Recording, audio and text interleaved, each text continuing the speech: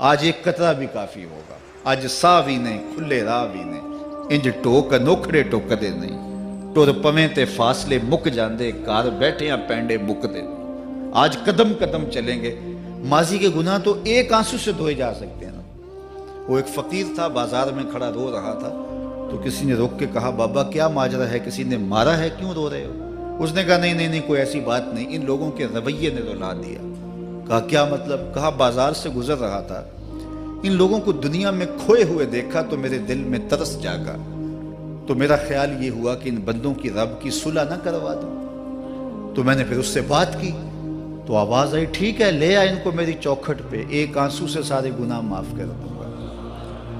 میں بڑا خوش ہوا، میں ان سے بات کی، یہ الٹا میرا مذاق اڑانے لگے، جا بابا کام کر، تجھے کیا پتا دنیا داری کیا ہوتی ہے۔ تو وہ تو مان رہا تھا، یہی نہیں مان رہے، تو مجھے ان کے رویے پہ رونا آ رہا ہے۔ وہ کہتا ہے میں بخشنے پہ آمادہ ہوں، ہم تو مائل بکرم ہیں، کوئی سائل ہی نہیں، راہ دکھلائیں کسے، راہ رب منزل ہی نہیں، جلوائے طور تو موجود ہے، کوئی موسیٰ ہی نہیں۔ وہ تو کہتا ہے میں معاف کر دوں گا، لیکن یہ عجیب ہے کہ یہ آمادہ ہی نہیں ہے، یہ مان ہی نہیں رہے۔ تو مجھے ان کے رویے پہ افسوس آ گیا، ان کے رویے پہ رونا آ گیا، اس لیے میں رو رہا ہوں، ورنہ نے مجھے مارا نہیں، کوئی تکلیف نہیں پہنچائی۔ خیر اگلے دن وہی بزرگ قبرستان کے قریب سے گزرے تو دیکھا کہ وہ بابا قبرستان میں کھڑا رو رہا ہے، تو پھر رک گئے کہ بابا بازاروں میں بھی روتا ہے، قبرستانوں میں بھی روتا ہے، آج کیا ماجرا ہے؟ کہا آج بھی میرا ماجرا کل والا ہی ہے۔ کہا کیا مطلب؟ کہا کل بازار سے گزر رہا تھا، ان کو دنیا میں کھوئے ہوئے دیکھا، میرے دل میں ترس جاگا، تو میرا خیال ہوا ان بندوں کی اور رب کی صلح کروا دوں، تو وہ تو مان رہا تھا، وہ بندے ہی نہ مانے، تو آج میں ادھر آ گیا۔ میں نے کہا چلو ان سے بات کرتے ہیں۔ آج میرا خیال یہ ہوا کہ قبرستان والوں کی اور رب کی صلح کروا دوں۔ تو کہا پھر آج کیا بنا؟ کہا آج یہ مان گئے ہیں، وہ نہیں مانتا۔ تو صاحبو آج وہ مان رہا ہے، آج ہم مان جائیں۔ میں نے کتب میں پڑھا ہے کل قیامت کے دن نیکوکار بھی پچھتائیں گے۔ بدکاروں کا پچھتانا تو سمجھ میں آتا ہے، نیکوکار کیوں پچھتائیں گے؟ جب اپنے اچھے اعمال کی جزا دیکھیں گے تو پچھتائیں گے، جو چند لمحے ضائع کر دیے وہ بھی کیوں ضائع کر دیے۔ قیمتی زندگی ہے، یہ ٹوٹتی سانسیں، ان کی قدر کیجیے۔ ایک بزرگ فرماتے ہیں کہ مجھے اس بات کی سمجھ نہیں آتی تھی کہ جو قرآن نے کہا ان الانسان لفی خسر، بے شک انسان خسارے میں ہے، تو میں سمرقند کے بازار سے گزر رہا تھا تو وہاں ایک آدمی پھٹے پہ برف رکھ کے بیچ رہا تھا اور ساتھ آواز لگا رہا تھا۔ آج کل تو یہاں وہ پاپڑ بیچنے والے بھی کوئی آواز لگاتے، تو وہ برف پھٹے کے اوپر رکھ کے بیچ رہا تھا اور ساتھ آواز لگا رہا تھا۔ آواز کیا تھی؟ ارحمو ارحمو الا من یذوب راس مالہ، او گزرنے والوں میرے پہ ترس کھاؤ، میں ایسا تاجر ہوں جس کا راس المال پگھلتا جا رہا ہے۔ چونکہ یہ جو برف ہے ایسا سودا ہے جو گاہک کا انتظار نہیں کرتا۔ آپ کپڑا بیچتے ہیں، آج گاہک نہیں آیا، ہو سکتا ہے کل دعانے مہنگا بیچ لیں۔ آپ پیٹرول بیچتے ہیں، ہو سکتا ہے کہ کل پڑا 6 روپے اوپر چلا جائے، آپ کا لاکھوں کروڑوں کا فائدہ ہو جائے۔ لیکن آپ اگر برف بیچتے ہیں، آج نہیں بکی تو کل برف ہی نہیں ہوگی۔ تو وہ سل پہ برف بیچ رہا تھا اور ساتھ لوگوں کو دہائی دیتے ہوئے کہہ رہا تھا او لوگو میرے پہ ترس کھاؤ، مجھ سے برف لیتے جاؤ، میں ایسا تاجر ہوں جس کا راس المال پگھلتا جا رہا ہے۔ تو کہتے ہیں جب اس نے یہ آواز لگائی نا تو میرے قدم رک گئے اور میں اس کے قریب چلا گیا اور میں نے کہا کہ مجھے ان الانسان لفی خسر کا ترجمہ سمجھ میں آ گیا۔ جس طرح تیری برف پگھلتی جا رہی ہے، میری زندگی پگھلتی جا رہی ہے، اور اگر تو اب برف وقت پہ بیچ لے، ان پگھلتی برف کو تو درہم کے بدلے، دینار کے بدلے، پارچہ جات کے بدلے، جنس کے بدلے فروخت کر لے تو فائدہ ہو جائے گا، 4 آنے تیرے ہاتھ لگ جائیں گے۔ اور میں بھی ان سانسوں کے بدلے درود پڑھ لوں، ان سانسوں کے بدلے سجود کر لوں، ان سانسوں کے بدلے قیام کر لوں، کسی دکھی کے سر پہ ہاتھ رکھ دوں، کسی پریشان کی پریشانی دور کر دوں تو میری سانسیں کام آ جائیں گی، ورنہ یہ ٹھہریں گے نہیں۔ سوئے ہوئے ہوں تو پھر بھی سانسیں ٹوٹ رہی ہوتی ہیں۔ تو ہم کتنی جلدی موت کی طرف بڑھ رہے ہیں، تو زندگی کتنی مختصر ہے اور ہم کتنے بے پرواہ ہیں۔ آنکھیں اس وقت کھلتی ہیں جب آنکھیں بند ہوتی ہیں، لیکن کیا فائدہ اس وقت کا؟ آج کا پچھتاوا کل کی بہتری کی ضمانت ہے، اور آج کے پچھتاوے سے کل کی زندگی کی خوبصورتی نصیب ہو سکتی ہے۔ اس لیے یہ ڈھلتا ہوا سورج، یہ دیکھیں ابھی جب داخل ہوئے تھے تو سورج ابھی سر پہ تھا، لیکن اب سورج درد غروب سے زرد ہو چکا ہوگا اور چند لمحوں کے بعد وہ نگاہوں سے اوجھل ہوگا۔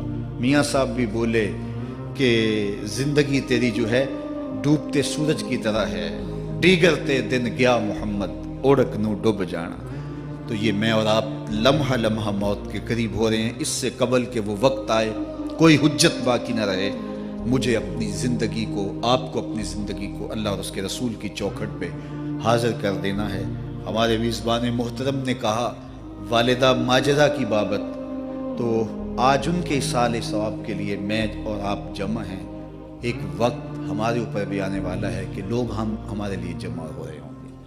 یہ وقت تو آنے والا ہے، اس کے تو چھٹکارا نہیں ہے، اس سے تو خلاصی نہیں ہے، کوئی بھاگ سکتا نہیں ہے، موت سے تو فرار نہیں ہے۔ تو آج وہ نہیں ہیں، لیکن ان کا سعادت مند بیٹا ان کی یادوں کے چراغ کو روشن کیے ہوئے ہے۔ ورنہ میں ایسے بیٹے بھی دیکھے ہیں جنہوں نے اپنی سکی ماں کا جنازہ نہیں پڑھا۔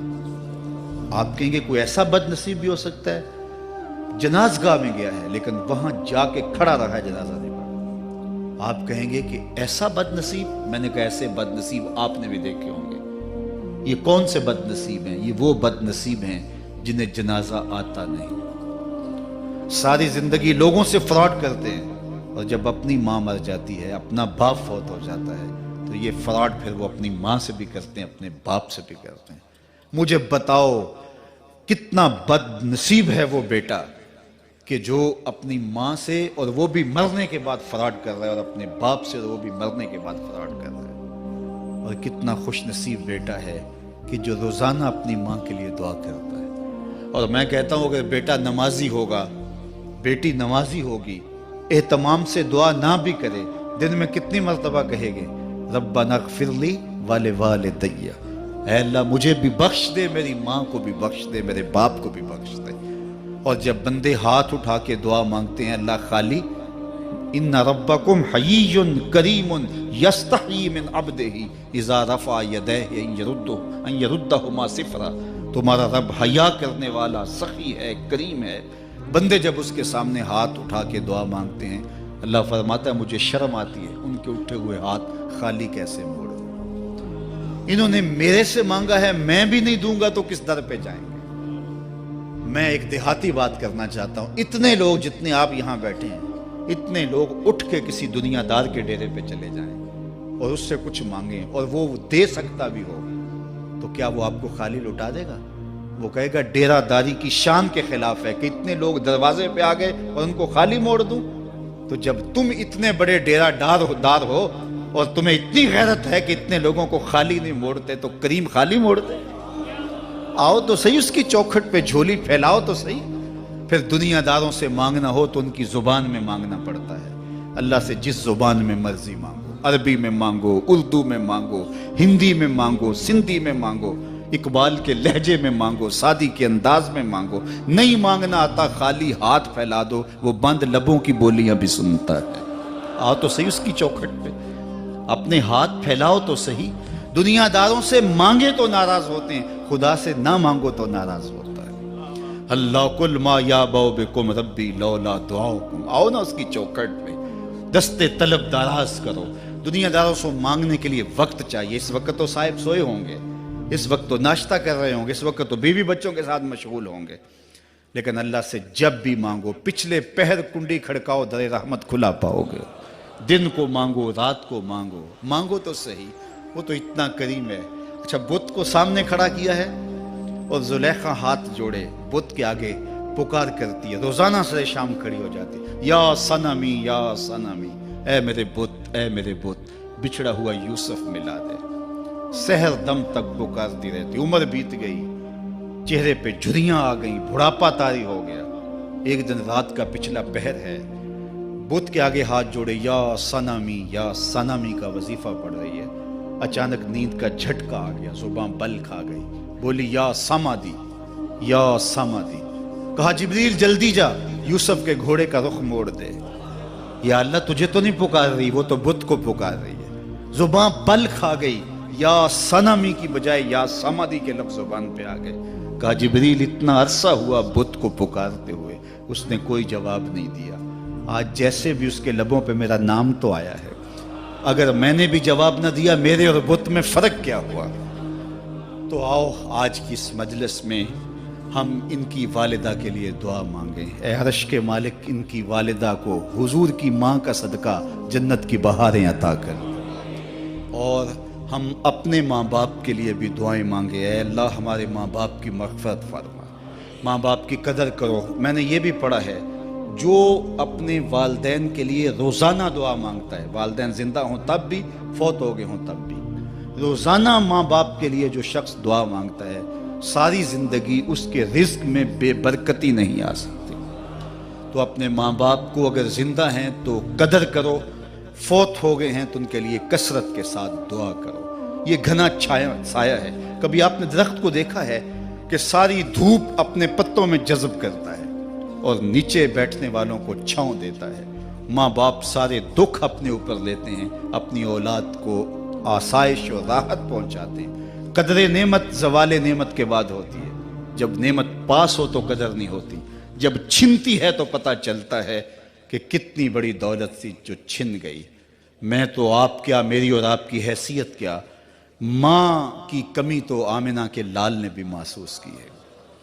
ایک دن حضور مسجد نبوی میں تشریف لائے، تا حد نظر صحابہ تھے۔ الحاوی للفتاوی میں امام سیوطی نے لکھا ہے، حضور کو دیکھا تو ادب سے کھڑے ہو گئے، بس یہ منظر دیکھنا تھا کہ چشمان اقدس سے آنسو چم چم جاری ہو گئے، اور حضور نے ایک ٹھنڈی آہ بھری اور روتے ہوئے کہا، لو ادرکت والدی او احدہما، کاش آج میرے ماں باپ زندہ ہوتے۔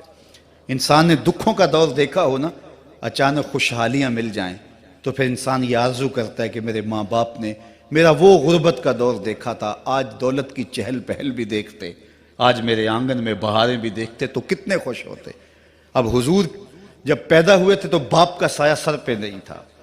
6 سال کی عمر تھی، اپنی ماں کے ساتھ حضور مدینہ المنورہ گئے، واپسی ابوا کے مقام پہ حضرت آمنہ کی طبیعت خراب ہو گئی، اور انہیں لگا کہ یہ میری بیماری جان لیوا ہے۔ ام ایمن کو بلایا، کہا میرے بیٹے کو بحفاظت امیر قریش تک پہنچا دینا۔ پھر خود حضور کے سر پہ ہاتھ رکھا۔ سیدہ آمنہ سلام اللہ علیہا حضور سے کوئی باتیں کرنا چاہ رہی تھیں، لیکن ضبط کے بندھن ٹوٹ گئے۔ ابن حشام سیرت کی پہلی کتاب ہے، اس میں تفصیل سے یہ واقعہ موجود ہے۔